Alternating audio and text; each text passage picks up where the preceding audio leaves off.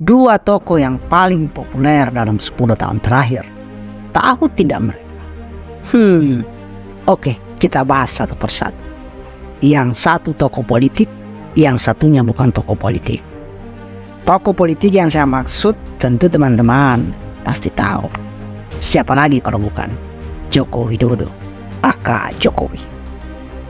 Ya, Joko Widodo menghentak perpolitikan nasional sejak kemunculannya. Dari wali kota yang jauh dari ingar-bingar politik nasional, wilayahnya bukan tempat ideal munculnya sensasi pemberitaan, tapi melesat bagai roket. Ini ibarat roketnya Vladimir Putin menghantam wilayah Zelensky. Kurang dari 10 tahun, 7 tahun sebagai wali kota Solo dan 2 tahun sebagai gubernur Jakarta. 9 tahun saja dalam karir singkat itu, Jokowi sudah menggenggam tahta Presiden Republik Indonesia. Gila, benar-benar gila. Saya yakin tidak akan ada lagi politisi yang seanomali dan secepat karir Jokowi ke depan. Apa yang membuat Jokowi populer? Dia bukan dari militer, bukan pula anak jenderal, bukan juga anak dari tokoh-tokoh nasional zaman perjuangan dulu, bukan juga jebolan oligarki. Benar-benar anomali toh. Saya melihatnya sesederhana. Bagi kita yang mayoritas yang kere ya, Jokowi adalah rupa kita. Jokowi adalah wujud kita. Wujud dalam bentuk elit. Kulitnya agak hitam dan krempen lagi. Itulah diri kita yang mayoritas kurang gizi ini kan. Selain itu, lihat juga di masa-masa kelakuan elit-elit kita. Siapa tokoh politik yang sing-singkan lengan baju baru turun di gorong-gorong? Ayo, gak ada kan? Jokowi mengubah semua pendekatan itu. Radikal bos, sampai istilah belusukan bagaikan virus pandemi menyebar jadi percontohan pemimpin. Aksi Jokowi kemudian ditiru sampai ke daerah, sampai ke bupati-bupati di Papua bos pengaruhnya.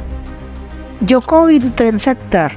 Dia menciptakan sendiri stylenya, di mana style yang dia tampilkan itu adalah bentuk keinginan terdalam dari rakyat yang mungkin mayoritas rakyat sudah jengah dengan kelakuan elit-elit Jakarta itu.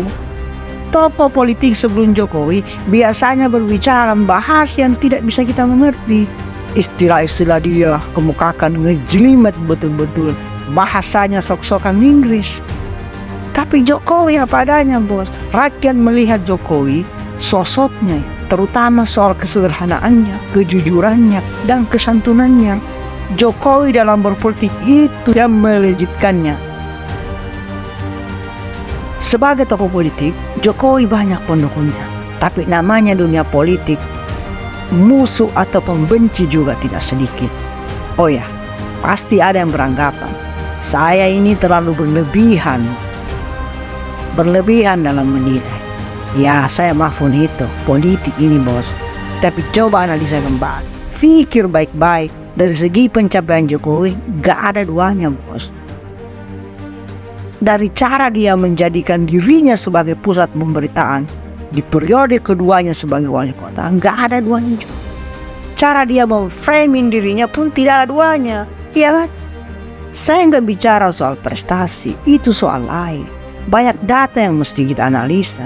Tapi dari kecepatan karir dan cara Jokowi merasuk ke dalam hati rakyat, dengan kata lain cara dia memanipulasi pikiran, manipulasi dalam tanda kutip ya, Jokowi sangat luar biasa.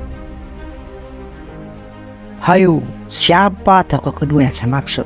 Yang sangat populer itu, yang mengubah cara politisi bertutur kata. Siapa lagi kalau bukan Mr. Rocky Gerung. Suka tidak suka, Rocky Gerung membuat kita berpikir agar meninjau kembali akal sehat kita. Kita gunakan apa akal sehat kita dalam melihat dunia politik. No Rocky, no party.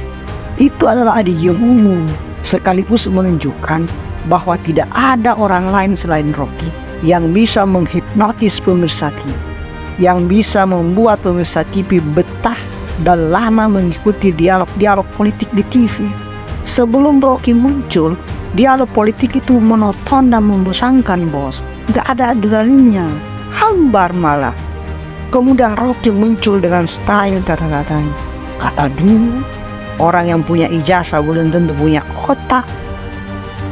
Itu Rocky juga salah satu yang susah sekaligus tidak bisa didelik dengan pasal undang-undang ITE. Saking bosannya polisi dengan laporan-laporan dugaan penghinaan yang dilakukan Rocky, sampai-sampai polisi bilang, "Lu lah dinding aja Rocky berdebat." Saking populernya Rocky, bahkan digandrungi sama emak-emak. Bahkan pernah ada loh yang entah main-main atau tidak, Rocky bahkan diajak nikah. Atau banyak yang mendoakan Rocky jadi mualaf. Ingat ya bos, Rocky ini Kristen tapi populer di kalangan Islam.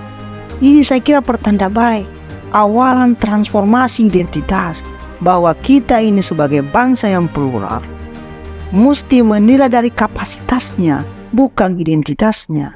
Dan Rocky adalah pemantiknya. Siapa tokoh Kristen yang bisa populer dan disukai di kalangan Islam sebelum Rocky muncul? Tidak ada, bos. Rocky akan meninggalkan legasi yang luar biasa bagi perkembangan politik di Indonesia. Debat-debatnya akan terus dikenal sejarah. Rocky versus Ngabalin, Rocky versus Akbar Faisal, Rocky versus Adian, atau Rocky versus Budiman, dan lain sebagainya. Ya, debat itu argumen, bos, bukan sentimen. Ini kata Rocky. Lihat juga misalnya ketika Rocky menjadi saksi ahli di berbagai kasus. Rocky loh mengajari jaksa, hakim, dan pengacara. Bahkan dalam beberapa kasus yang kita lihat, jaksa itu disekak berkali-kali.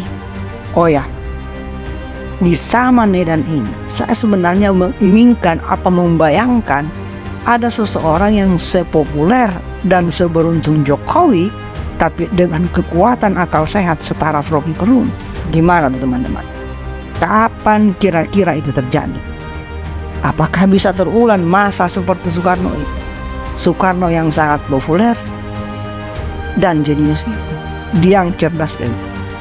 Saya kira itu saja. Sampai jumpa.